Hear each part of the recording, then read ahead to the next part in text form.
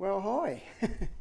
It's good to see so many of Yopi's family here. She would be absolutely stoked. Before we start, I'd just like to make an apology for Joy and Eddie. They're both very unwell and they couldn't make it today. Barb has asked me to speak on her behalf today, which I'm quite delighted to do.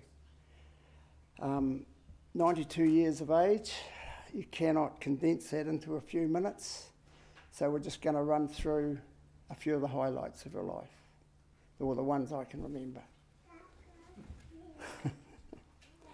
Everyone here will have their own special memories, both light-hearted and serious, of Yopi. I'm sure many of you will want to share them with us. The opportunity at the end of the service for this is there. Yopi, being so well organised, has written her own eulogy to share. Monica is going to read it to us a little later. Right, the start of a 92-year-old life. Yopi was born Johanna van Asperen on the 30th of July 1933 in the Netherlands. As a child, she lived through the war years in Holland. She talked about it sometimes, and from what she told us, it was very, very tough. Possibly the tough survival inbuilt strength she had was born in those times. It would certainly serve her well later in life. After the war, she met a young bloke called Behr. He was, by all accounts, a real ambitious go-getter. They obviously built a strong bond also in this time. Music was becoming increasingly important to them. It would continue for many years to come. Otto had plans. He was very keen to immigrate to New Zealand with the chance of a better life. He left Holland in 1952 and arrived in New Zealand with a lot of other boys, and eventually he ended up in Balclutha, gaining a job as a porter in the hospital. He could see opportunities for Yopi here, so he wrote and asked her to come over and join him. Yopi left Holland in 1953, arriving in New Zealand 4 days later. Otto met her in Auckland, and they travelled south to Balclutha. Yopi found work in various areas, including the hospital as a domestic and the old sewing factory. The romance blossomed, and soon they were married. Yopi's brothers Eddie and Hank, along with her parents, soon joined them in Balclutha. Otto built a house for them to live in when he became a carpenter. It was during this time that a very strong Dutch community in Clutha, in which Yopi and Otto and family were involved, and grew. All this time, the music was always present. In 1957, they had their first child, Robin. In 1959, number 2 arrived in the form of Barbara. Life carried on as normal, and when the kids were both at school, Yopi decided to enter into the nursing profession. She continued nursing for many years, making lifelong friends. Some years later, the kids met up with their lifetime partners. I personally arrived on the scene around 1976. That's when I met Yopi. Now, I come from a family of 7 kids, and we lived in the Wop-Wops. Boy, meeting Yopi for the first time was quite an event, to say the least. She would look at you, sum you up, and tell you what she thought of you very quickly. We didn't get off to a great start, but as the years went by, we became very close. It was around this time that Yopi's mum, whom she loved very dearly, passed away. It was a huge loss to Yopi and her entire family, the first of many losses she would face in her life. It wasn't long, however, before grandkids started to pop up. And boy, did Yopi love babies. It was just as well, because from both Rob and Barb, They popped up at quite frequent intervals. Jopie was in her element, but then one Saturday morning, on the 1st of November 1980, a tragedy struck that I don't think she ever completely got over. The love of her life, Otto, died suddenly. He was only 50 years old and Jopie 46. This was a terrible time in her life.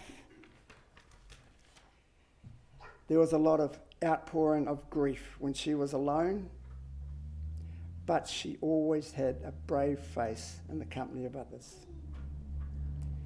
We're going to take a little short break and listen to some of Jopie's favourite music. Anyone wishing to sign the coffin, now's a great time, although a lot of us have, but now's a great time to come up and do it.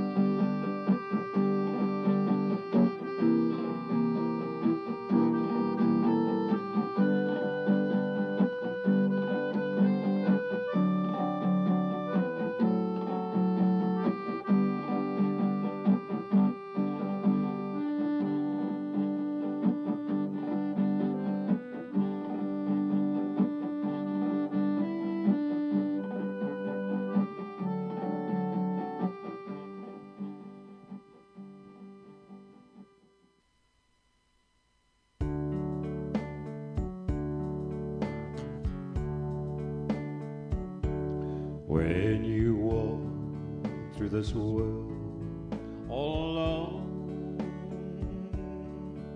and your dreams turn to ashes behind you, then the tears in your eyes will remind you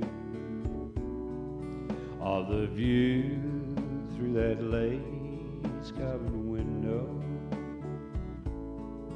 Doesn't seem very clear anymore. In this world, everything is uncertain. How I wish I could pull back the curtain just to see through that lace-covered window. Just to see through that lace-covered window. But you'll never know what life has in store, was waiting there to greet you. So pull back the curtain and maybe once more true love is there to meet you. So you'll walk side by side through the world. No more times full of darkness and sorrow. Every day has a bright new tomorrow. When when you go through that lace-covered window.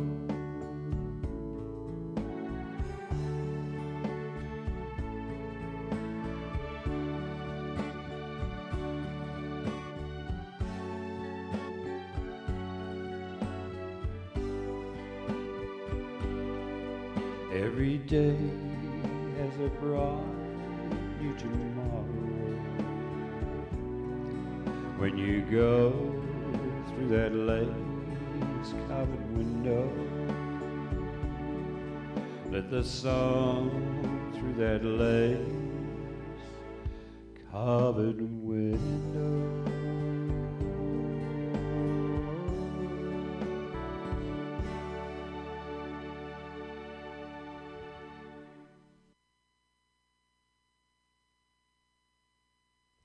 Before we start again, there's one thing that has always intrigued me from when I first met Yopi, was how the English language blended with the Dutch language.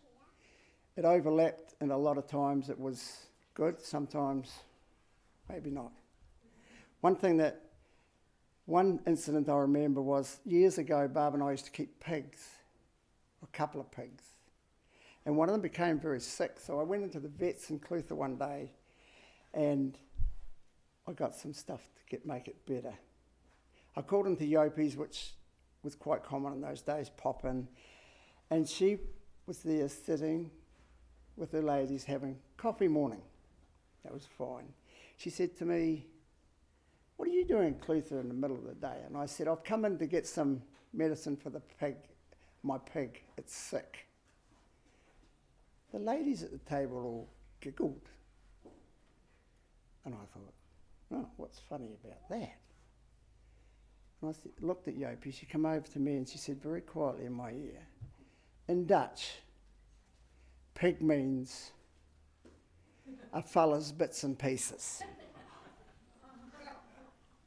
I was gobsmacked. I turned around and looked at the lady sitting at the table, and Mrs. Johanna looked me in the eye and said, "Trev, I hope your pig gets well soon." So I did what any normal young fella in his mid-20s would do. I turned all shades of pink, said, "See you later," and got the hell out of there. Right, back to the business in hand. After Otto's death, Yopi spent as much time as she could with her family. She went back to nursing and started to build a new life. More babies arrived, namely the twins, the terrible twins. Once again, Yopi was in her element, and so her family continued to grow. Helping out with Barb when she could and working kept her busy for a long time. Sometime later, Yopi announced that she had met someone at the Dutch Society. I think, and so in very short order, we all met Dan. We were very happy for her. Dan was a great guy, and he made Yopi very happy, something we hadn't seen in a long time. Dan loved all the kids and they loved him. Soon they were married, and Yopi's family became even bigger, with Willie and Andrew and the kids, Ken and Janet. We all became one big happy bunch.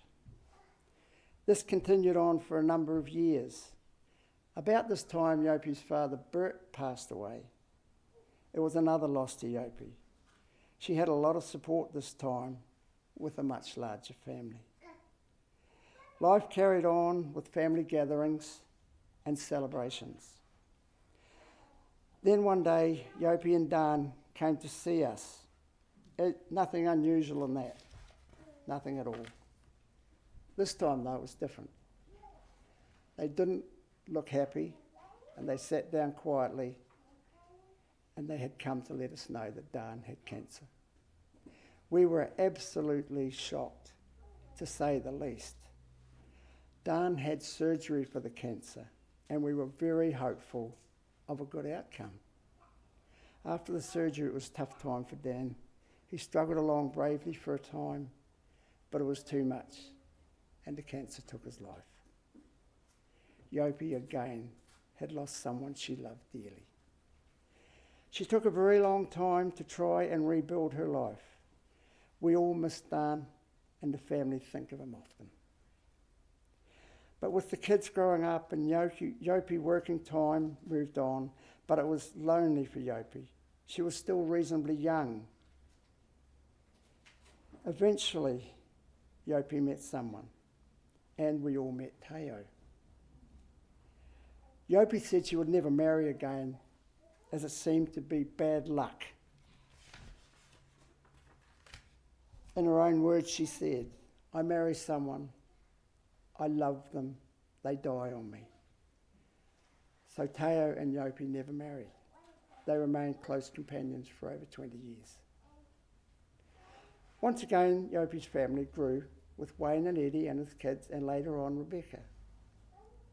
During this time, although a lot later, Yopi's young brother Hank became ill after a long time of being unwell. Sadly passed away. This again affected Yopi deeply. She often referred to Hank as her baby brother. But as before, she carried on with a strong determination. When she was about 80 years old, she had a valve replaced in her heart. After the operation, Yopi didn't seem to want to come out of the general anaesthetic. The doctors were starting to get a little bit worried. After days rather than hours, Yopi finally opened her eyes. For a time, Yopi was feeling pretty sorry for herself and remained seated firmly on the couch. But after a lot of encouragement from her family, she finally got herself off the couch and up and about and started to become her old self. Life was back to normal in Yopi's world.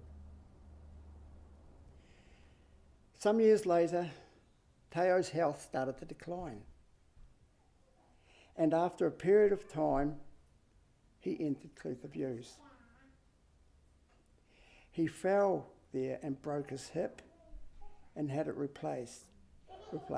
He also got pneumonia, which was too much for him. And sadly, he passed away. By this time, Yopi was well into her 80s. She went through another period of mourning for Teo. She became very lonely. Barb visited her every day to make sure she was okay, taking her meds and eating well. By her late 80s, she was not coping well. Barb spent a lot of time talking to her about this. She eventually agreed she was ready for the home. We were worried because she had always been very independent. We needn't have worried. She took to the place like a duck to water. What a relief. Barb kept calling on her 4 to 5 times a week. She had a few setbacks in the home, the biggest being diagnosed with breast cancer. She had surgery and amazingly bounced back really well. She had 1 or 2 more incidents, but always recovered. The staff at Clutha Views often remarked about the ability she had to bounce back. About a week ago, she became really ill. Her eyesight and her hearing were almost completely gone. She couldn't walk. Barb became really worried in her final hours.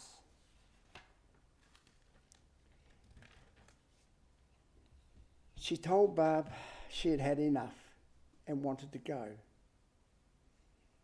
That tough inbuilt strength she had built from a child and had had all her life was leaving her.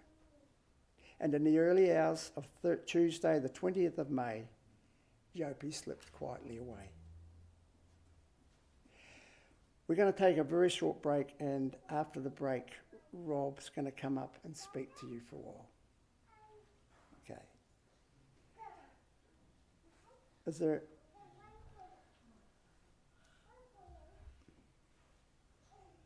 After Rob, I think Corey's going to come up and speak. Yeah. Well, we'll just carry on. Yeah. cry, Rob?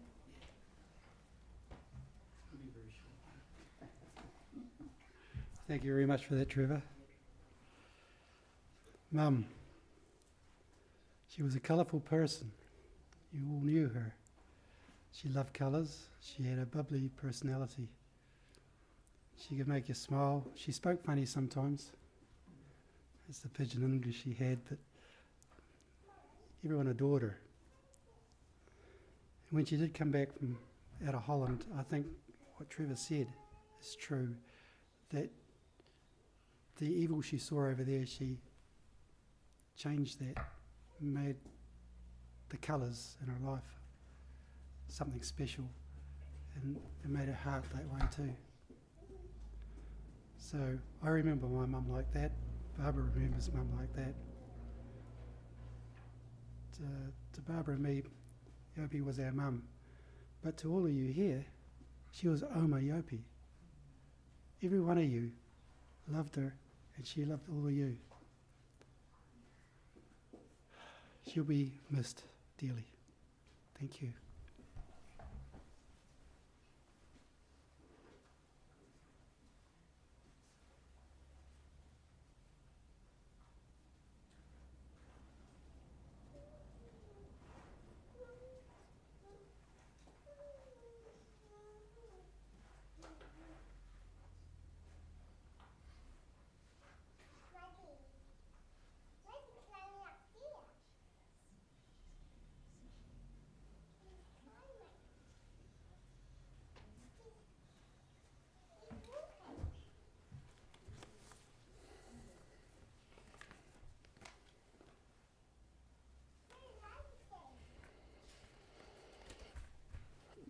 G'day.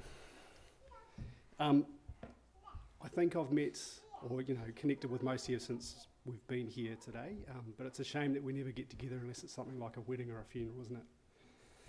But I'm Corey, one of the grandkids. I'm not speaking for the grandkids, this is just for me today to talk to you about my memories of Grandma. I called her Grandma. She had many names. And I'm here with my wife Tony and our kids Ruby, Jack here, and Grace, and Jack would actually like to say some things after I've finished as well.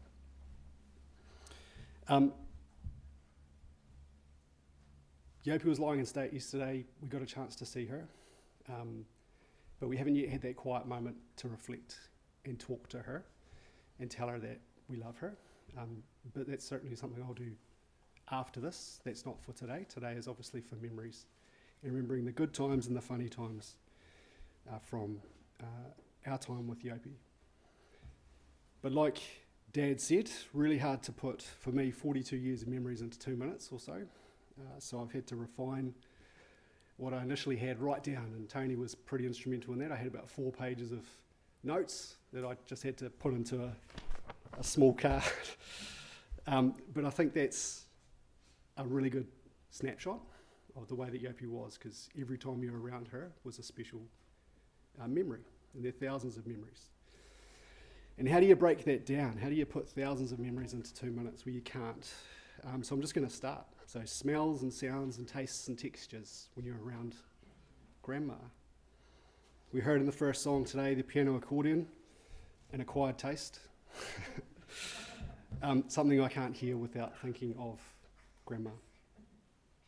There were the dogs over the years. There were the budgies, which we can't remember the names of the budgies, but they just keep rotating. There was the laughter. There was her, her gasp of delight every time she tried something new. Oh! There was, her knowing the words to every single song, because every single song's words were tra-dee-dee-la-da-la-da. There was the olibola, the crepes. There was the croquettes. There was the chocolate hail and brown sugar sandwiches, all healthy stuff. There was her museum of a house with everything covered in pelts and crochet. The lolly jar, which was a big part of our childhood. And then we used to joke to her about her sneaking bags of chips into bed at night. And then hiding if we'd come in the room with her bag of chips so she didn't have to share with us. But it was more than that. For me, it was about Punawea and travelling down to Punawea to Eddie and Joy's crib. In her big green Commodore with Tara, her German Shepherd, on the back seat. It was about her driving me to the army office. If you don't know, I served a long time in the army, over 2 decades. She drove me to the office to sign up on day one, and she was there for me when I took command of a battalion after 20 years. She also used to joke to us as we were growing up, we'd go out with our friends and she'd say, "Don't go making babies." Such was Yopi. There were, of course, as Dad mentioned, the stories of Holland, a revered place for us because we'd only heard about it from Yopi's experiences, growing up in wartime Holland and what that was like for a child at school, hearing air raid sirens and having drills to get under desks, even running out after the planes had gone past to collect shrapnel and bits of brass and bits and pieces that we couldn't even sort of imagine today. The people in Holland, Tantakori and Frank and Celia and Fritz and all these people, these names, the swear words, the greetings from the language. And actually we were lucky in 2016 we got to go across to Holland and meet some of these people, and we actually saw or found the house that Yopi had grown up in, which was nice.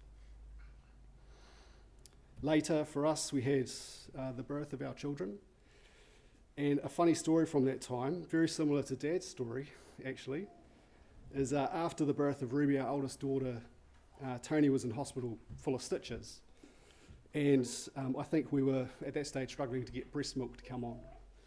So Yopi said Tony needed to eat peanuts. But in her accent, it came across... It came across as something very different, and she was adamant Tony needed to eat these peanuts. Then later on through the years, it was the phone calls. We started with Skype. That never sort of went well because she wasn't that great with the laptop. We'd often get her forehead on the screen. And then the phone calls, which the kids looked forward to, and we tried to do every week just to touch base and stay in touch with her. During COVID, actually, she started teaching our daughter Ruby Dutch over the phone and in person when she could make it. And Ruby actually still remembers some of the language from that. She even used to call, she never got the names right, sorry, of our children. And Grace, our youngest daughter, she used to call Rosie, or simply, what's the youngest one's name again? But then again, she spelt my name wrong for most of my life, so it didn't really matter. But she'd always finish a phone call with, "I love you, my boy." I think when I think of Omar, Yopi, Grandma, I think of her love. I think of her kind heart and her kind eyes. She always looked at you with amazement, which is something very special. We were lucky to see her only 2 weeks ago, and we've got photos of her with our children, which we'll cherish for the rest of our lives. As you've heard, she had 3 men in her life, Otto, Dan, and Teo. Teo is the opa that my children remember because he was around when they were around. And when the news came on Tuesday, I couldn't actually tell the children that Omar had passed. Tony had to do that for us. And one thing that they said that I take a bit of comfort in, regardless of which one, they said, Omar's okay. She's got Opa waiting for her.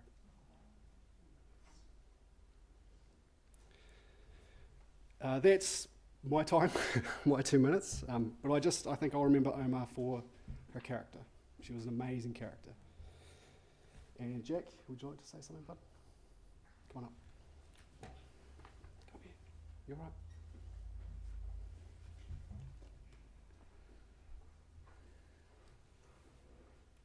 Do you want to go? Or do you want me to go? Do you want to give it a go?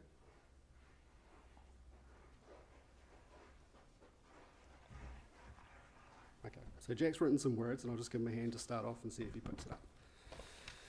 He's written a list of 6 things. He says, 1, Omar was the greatest grandmother that a person could ever have.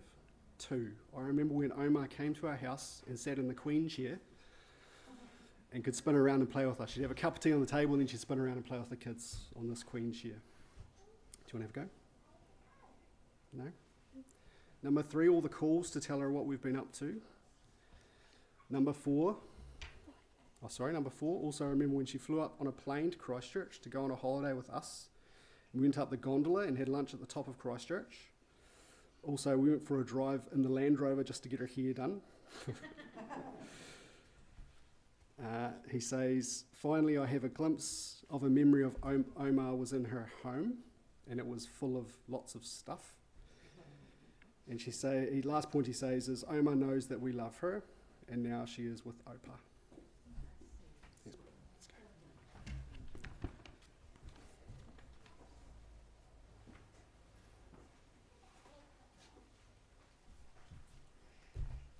Right, is there anyone else who would like to come up and say something? Ken?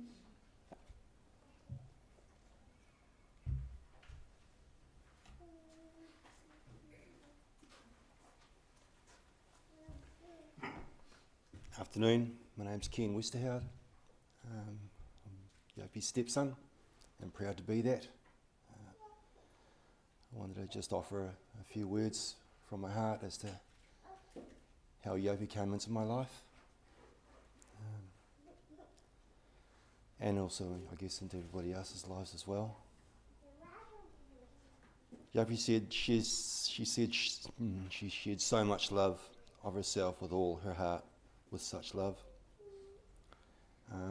First meeting Yopi as a young teenager, she fell in love with my father, Danny, as he was fondly known. She opened her heart and her home to me, offering a safe place to live. Next door to her, she had a little flat. I just still fondly remember saying, you know, you can have that little flat and you can live next door. Oh, I was about almost 16. She nurtured and cared for me with such love, listening quietly as I would express my feelings of being lost and alone. All the while giving me so much love, and with just a beautiful open heart, and just being there and giving me a safe space. When you grow up as a teenager, you buy noisy cars. So she'd often be there just shaking her head and going, "You boys." The door was always open for dinners. Olibola, super nice apple pie, and of course coffees. As I was finding my way in life, I saw this lovely, beautiful love that she was sharing with my father.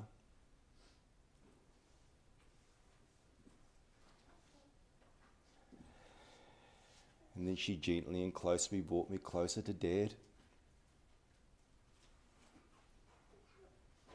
With such love and compassion just bridging a gap.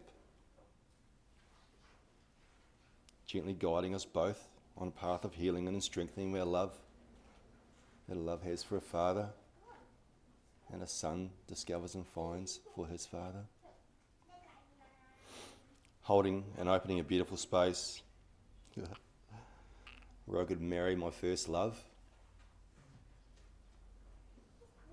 with such joy in her heart to have it, to be able to do that.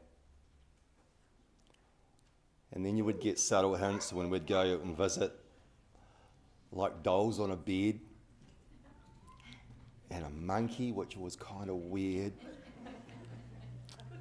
Just wanting us to start a family so she could have more grandchildren, you know. Oh, it was good. And then Dad became unwell, and just loving and nursing my father, our father. Such love, giving herself in service and care. So strong and supportive to all her extended family around her. She was so strong and just kept offering her love.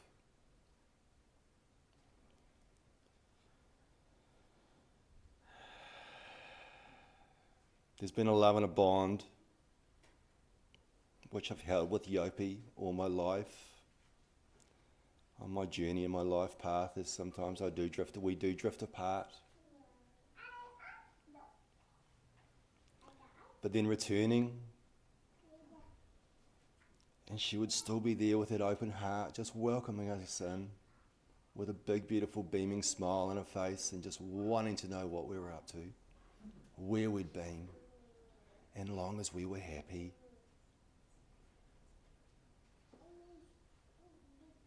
Her heart was so pure and clean and true.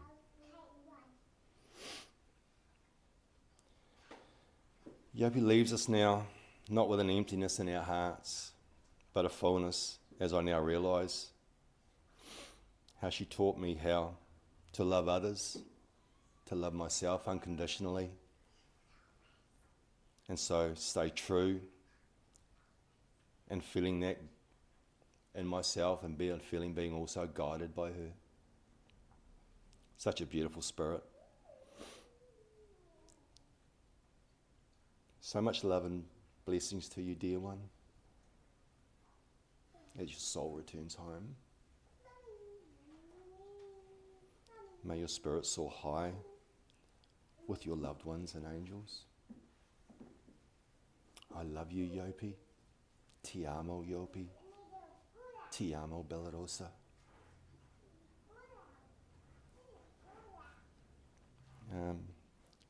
I just found a little poem this morning that I'd just like to share as well. She's not gone. Ease your grief, she is not gone. For you in your heart, Yopi lingers on. Her smile, her laugh, her special ways will comfort us all through our days. You feel her presence in the breeze that dances gently through the trees, and it's in her face that you will see when you're in need of her company. At any time you can recall that love you shared, you saved it all, and in time, more than anything, you will find peace in remembering. Love you, Yopi. Thank you.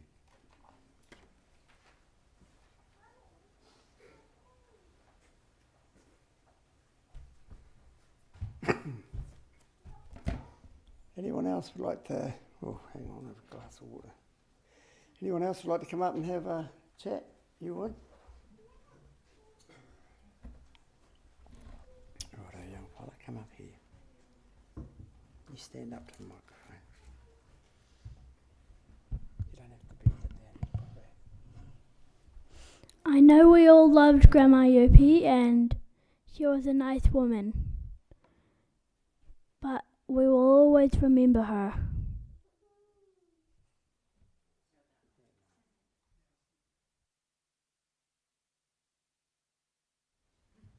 Anyone else? I have one story I might tell. The family all know this. It rears its head on me occasionally, and it's typical of Yopi. It was Yopi and Teo come to look after our house when Barb and I went on a small trip. That was fine. Everything was set up. They stayed in the house. We got home. She rushed up to me and said, Trev. I said, what, Yopi, what? You should have been here. I said, why? She said, I got stuck in the damn bath and I couldn't get out. And I'm thinking, thank God I wasn't here.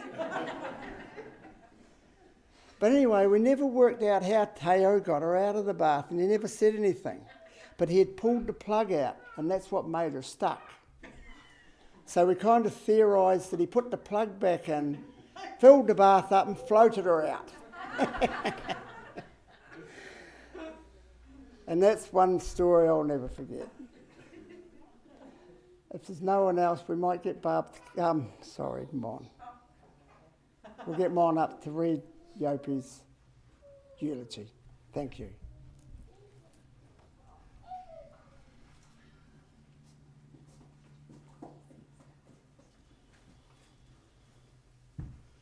Right, I just want to start off by apologising because this is translated from Yopi speak, so it may or may not make sense, but I just did the best that I could to kind of pull it all together with the essence of what she was trying to say. So, my last farewell from Olma Yopi. Whew. Sorry. When I have my last breath, the angels will take me to a land over the rainbow that I have heard of. Waiting for me will be my mum and dad, darling Otto, kind and considerate Dan, and my long-time coffee friend Teo, my dear brother Hank, and my little dog Pucky. How wonderful. I will tell them of all my loved ones on earth. Then the angels will put me in the most beautiful bed made from clouds, and I'll sleep once again. Goodbye, my dears on earth. I love you all till we meet again. All my love, Olma Yopi.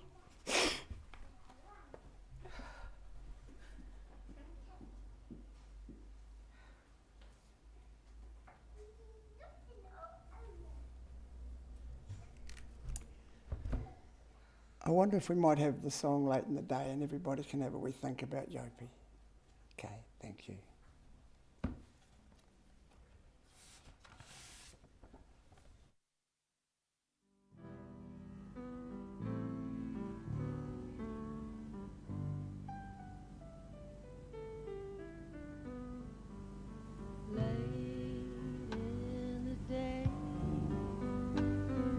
Shadows start to play on my back door,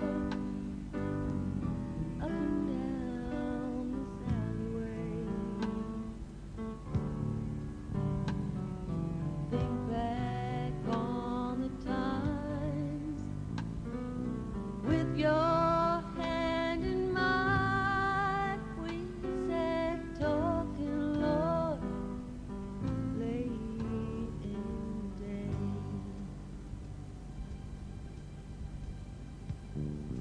Seems you never know a good thing till it goes slipping through your fingers. That's just the price I pay. Being on my own and doing the best I can. Now I'm alone without a man late in the day. Now I pour a whiskey, break the ice, put my feet up and close my eyes. I try hard to listen to what my heart might say. Try to find a ride to take me back in time and be with you here late in the day.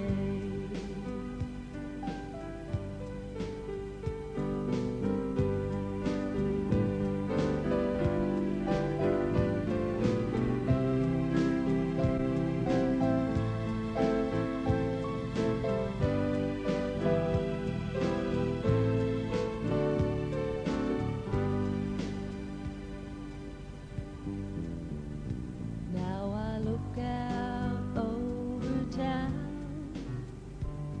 at houses and the shops as the sun sets. Another day does wonders. My life is still the same. My lips still call your name, and my heart can't hide the pain late in the day. Now I pour a whiskey, break the ice, put my feet up and close my eyes.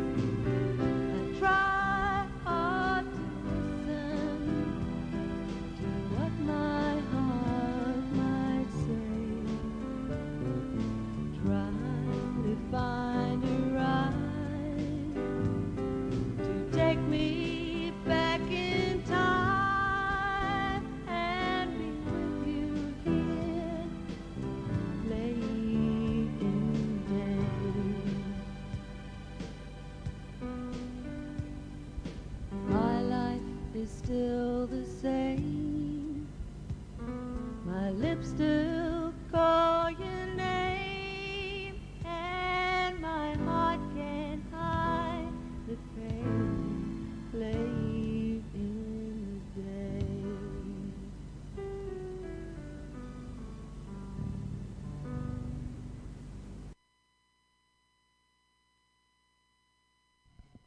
After the service, everyone's invited over the road for a cup of tea and a chinwag, and we can tell some more stories about Yopi. But first, I'm going to read this commitment. Tenderly, lovingly, and reverently, we commit the body of Johanna Westerhoud, Behr, or Yopi, to nature's keeping. We give thanks for her life, and we remember with gratitude her love for her family. Yopi was stoic in nature and generous in heart. May any sadness we feel today be turned into gratitude for those good times we shared with Yopi. And may the chill of darkness of death give way to warmth and sunshine of a memory that we will cherish forever. We are grateful for the life she lived and all she meant for us. We cherish the memory of her words, deeds, and character. We cherish her friendship and, most of all, her love. May we leave this place in the quietness of her memory. Wonderful wife, parent, grandparent, great-great-grandparent who filled our hearts, but now is gone. And there is a hole in the world. The life given us by nature is short, but the memory of life well spent is eternal. Yopi, we salute a hard-working woman who gave so much of herself and has given us all such wonderful memories to treasure and to keep. May the road rise to meet you. May the wind always be at your back. May the sun shine, be warm upon your face, and rains fall soft upon your fields. And until we meet again, may God hold you in the palm of his hand. Amen. Could we have the pallbearers come forward, please? Please be up, Steve.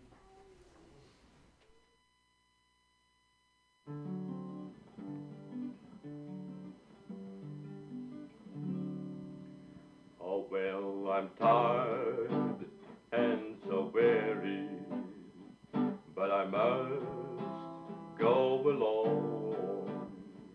Here the Lord will come and call me away. Oh, yes. When the morning's so bright and the land is alive, and the night is as black as the sea. Oh, yeah. There will be peace in the valley for me someday. There will be peace in the valley for me.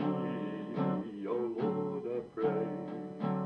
There'll be no sadness, no sorrow, no trouble I see.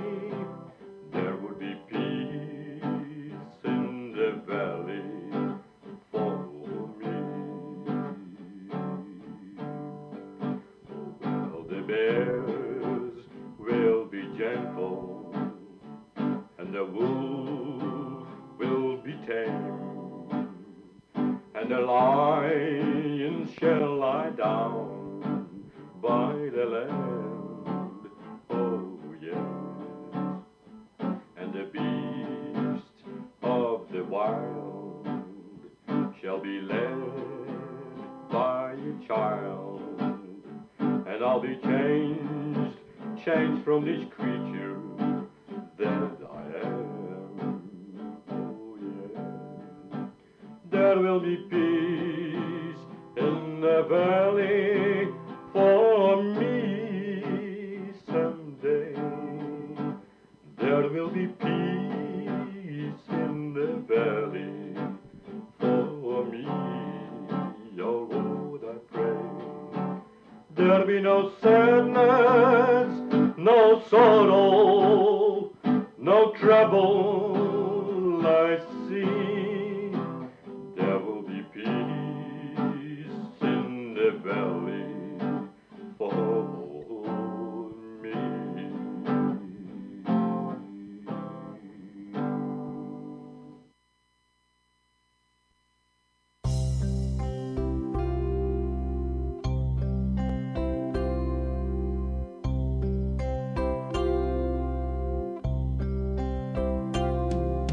Smile, an everlasting smile.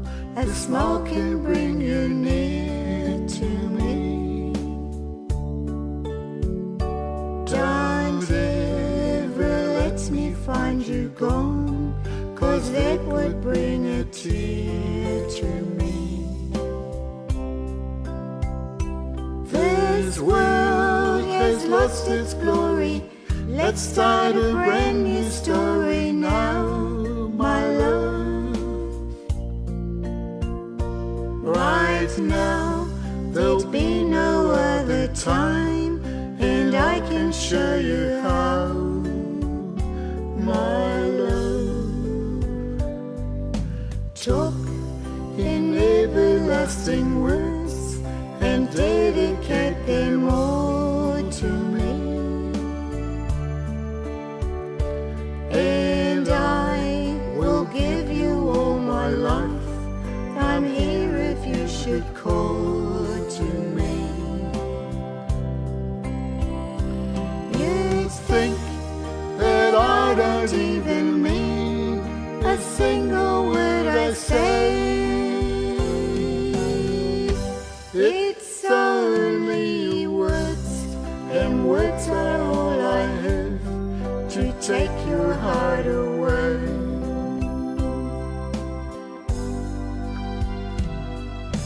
La la la la la la la la la la la la.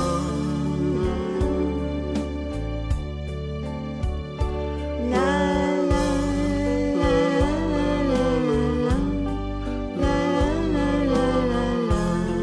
la la.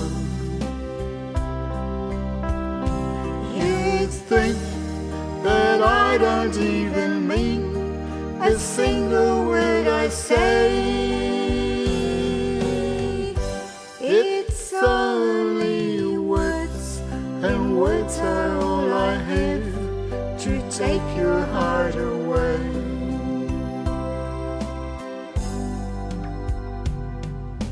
Talk in everlasting words and dedicate them all to me. And I will give you all my life. I'm here if you should call to me.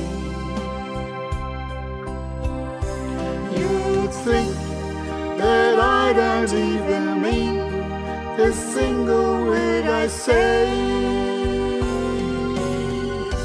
It's only words, and words are all I have to take your heart away.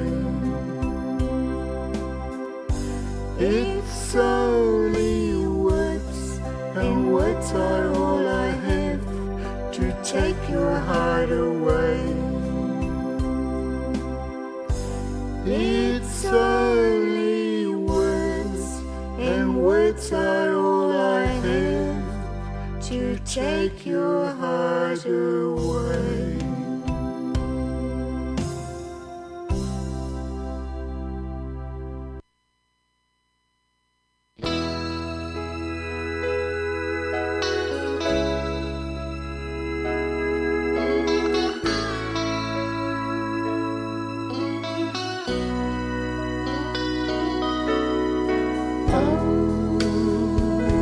My love, my darling.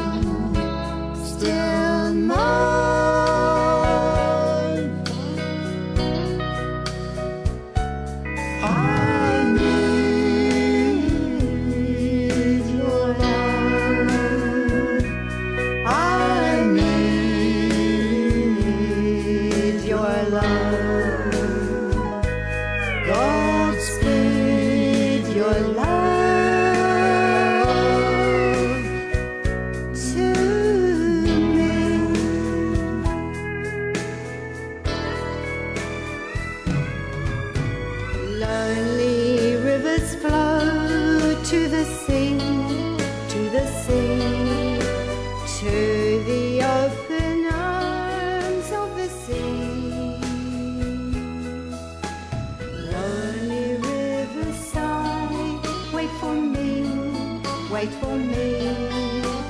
I'll be coming home, wait for me. Oh, my love, my darling, I've hungered for your touch. A long, lonely time.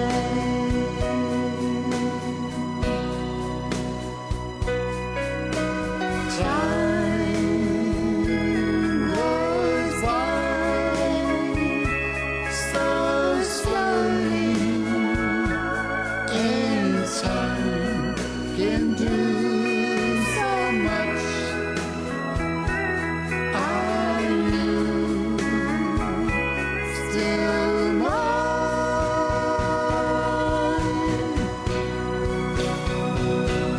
I need your love. I need your love. God speed your love to me.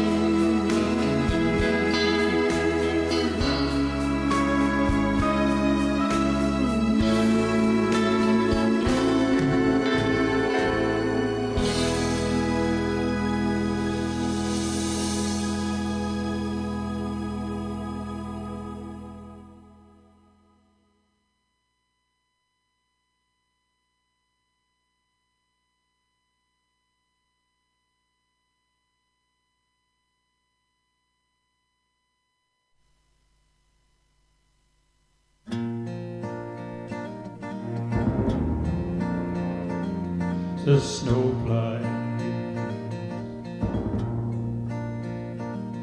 on a cold and gray Chicago morning, poor little baby child was born to ghetto. And his mama cries, 'cause the one thing that she don't need is another little hungry mouth to feed the ghetto. People, don't you understand? Child is a hell of a big guy. Grow up being angry young men someday. Take a look at me. We're too blind to see. Simply turn their heads, look the other way. Well, the world turns. A hungry young boy with a runny nose plays in the street as the cold wind blows in the ghetto. Just hungry birds. So he starts to roam the streets at night, and he learns how to steal and he learns how to fight in the ghetto.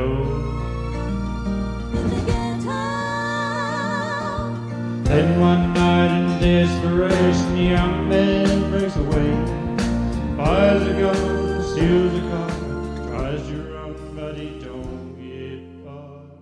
His mama cries.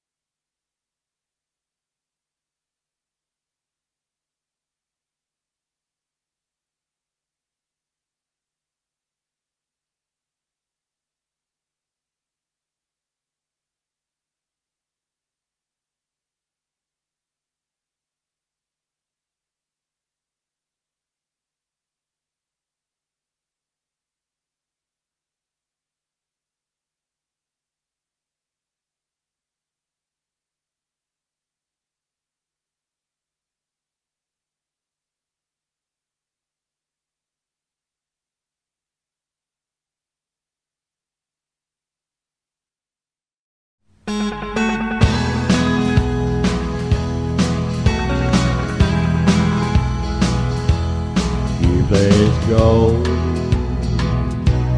on my finger. You gave love like I never known. You gave life to our children, and to me a reason to go on. You're my friend,